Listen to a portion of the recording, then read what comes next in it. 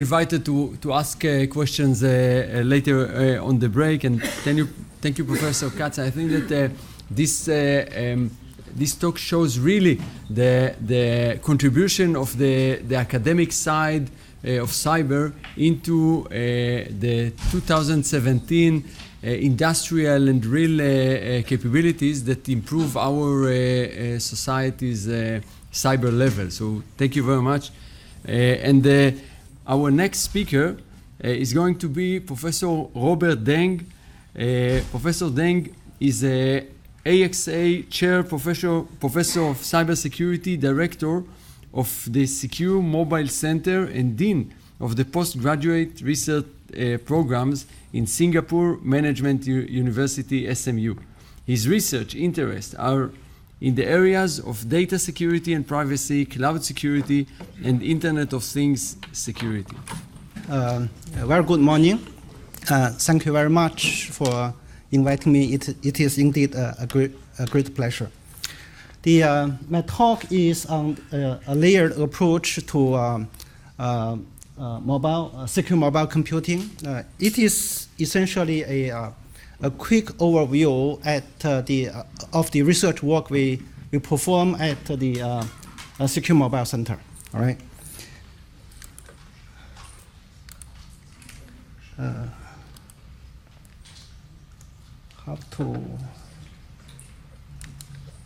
Okay. All right. Well, let me just.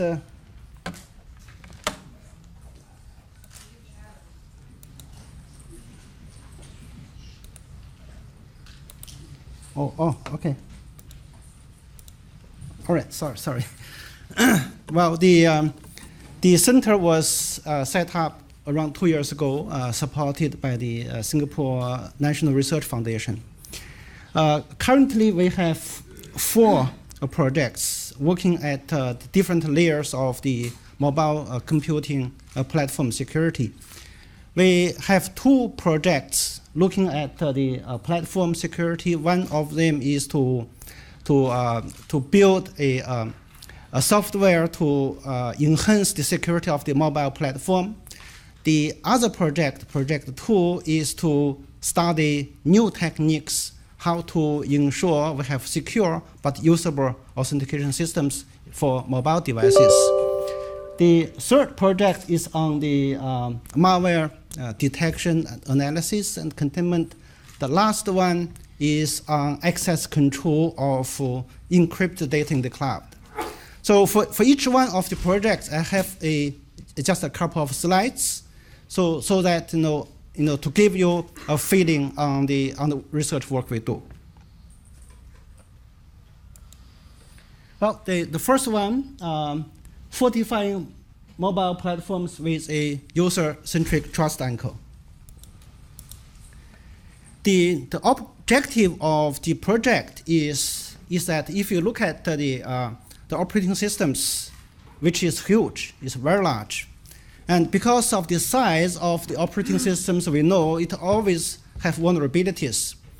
So the aim of the project is to design and implement a trust anchor. All right, and we use that for security purpose. It is a small, tiny hypervisor, but not for any other function. It is only designed for security purpose. And this trust anchor will leverage on the hardware features. For example, in the ARMs, we have the trust zone, we have the virtualization extension, and in the PC environment, we have the TPM.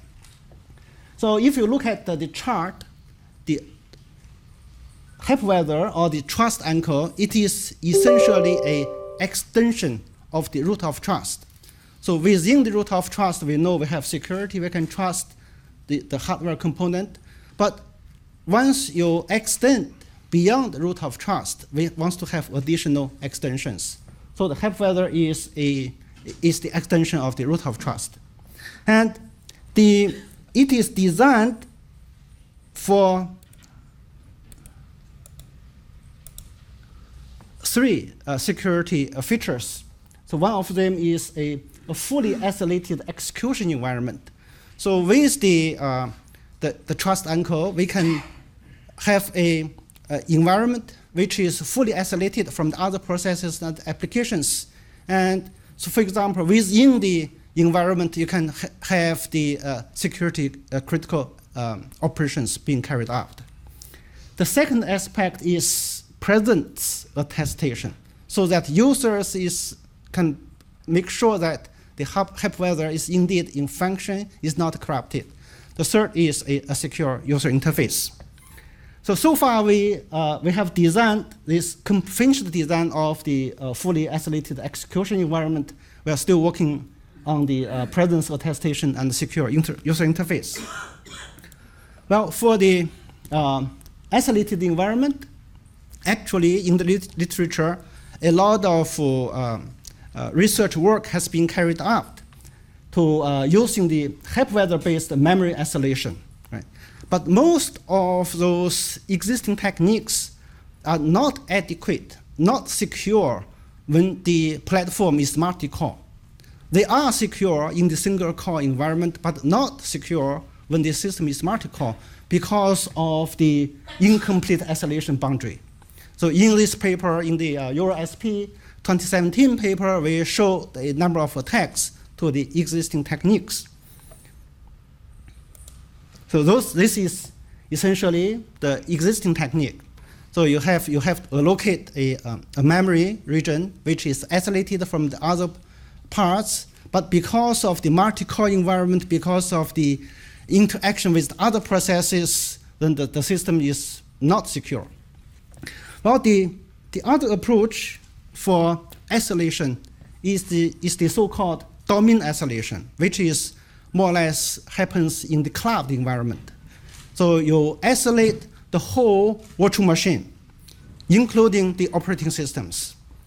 So for the domain isolation, you assume the operating system is trusted. So because of that, the solution has a very large TCB.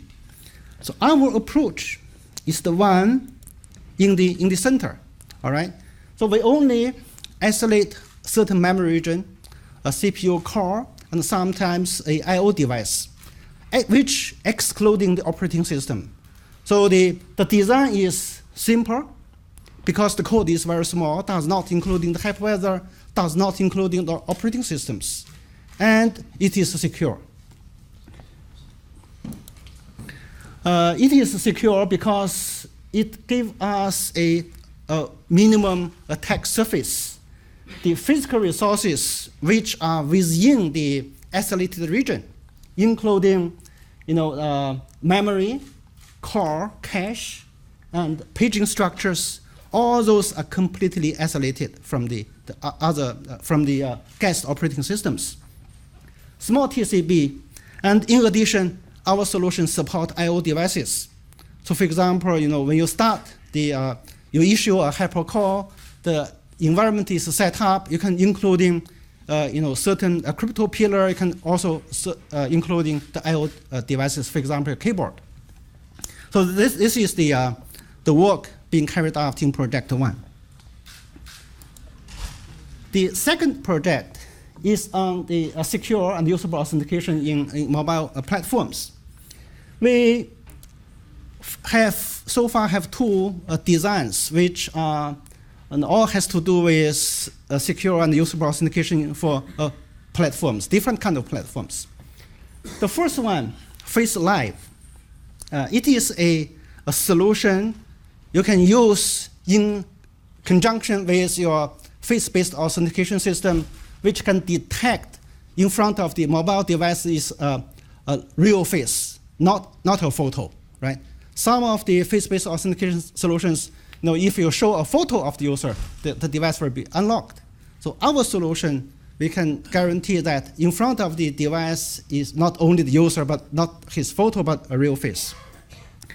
The second solution we designed just recently, we presented this year in HRCCS, is so assuming you have the Google Glass, how do you authenticate yourself to the Google Glass without the help of the mobile device or your laptop computers? So that is the second design. Well, let me just quickly to go through the the face live, the high-level ideas of the design. In the existing solutions, there are certain solutions available which are designed to detect liveliness of the face. So for example, when you do the authentication, you can, the system will detect the blink of the eye or detect the rotation of the head. All right? So those are the existing solutions.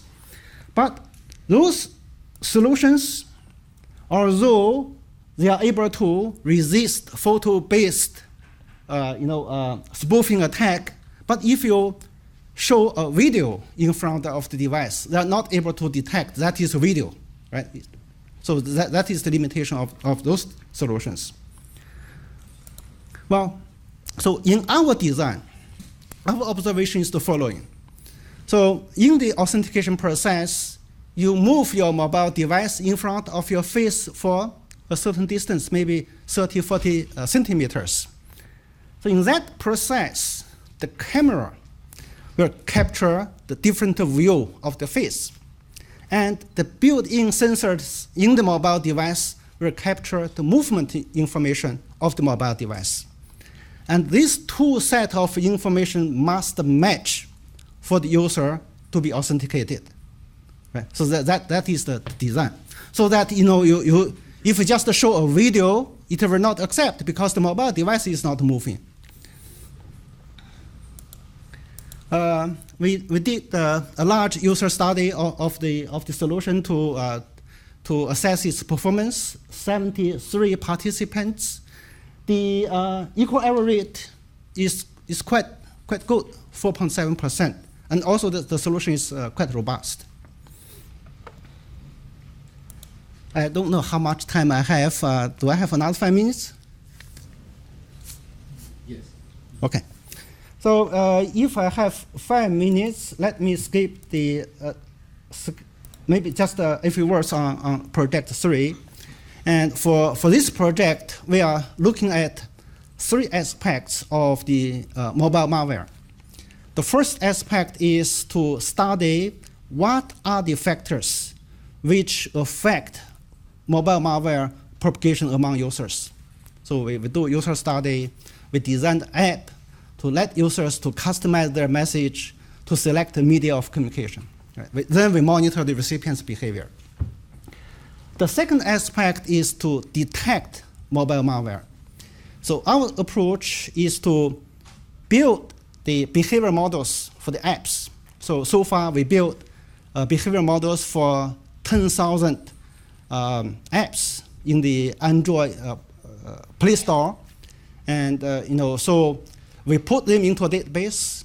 And in the execution of the app, if the app behavior deviates from the model, then that is an indication of malicious behavior. The third aspect is on containing the malware damage. In the event, it's not every malware can be detected. Some of them may escape detection. So when that happens, we automatically split the app into 2 processes. So one is the native process in the native environment, C++. That is vulnerable, right? Then the other process runs in the Java environment, which is much more secure. And most of the security critical applications will be executed in the Java environment. So the process splitting is automatic. And of course, for the app to function, the 2 processes must be able to communicate with each other. And we need to build like a manager or firewall in between the processes to regulate their communications. So this is the essentially project 3. Well, for the project 4, which is the last project we're doing today, is a system for scalable access control of encrypted data in untrusted servers, for example, cloud servers. Okay, so here's our starting point, our assumptions. We assume the cloud, the service provider, is honest but curious. honest in the sense it will keep your data, it will give you the service. You upload your data to the cloud, it will keep your data and give you the service, you can access the data. Curious in the sense that we do not trust the service provider to keep our data confidential. So we have to, the solution is to encrypt our data. Data encrypted, then upload to the cloud. And the second part is we do not even trust the service provider to enforce access control correctly. So the access control must be enforced by the user themselves, not by the service provider. So given these assumptions, the objective is we want to encrypt the data so that we can have end-to-end data security and privacy. And at the same time, the users must be able to access the data, be search over the data, and sometimes even in the future to do data analytics to perform secure computations on the data. So that is a long-term objective. Well, the basic solution, okay, the basic solution is based on the ciphertext policy attribute-based encryption. So this is a technique invented by Shahai and Waters quite some time ago.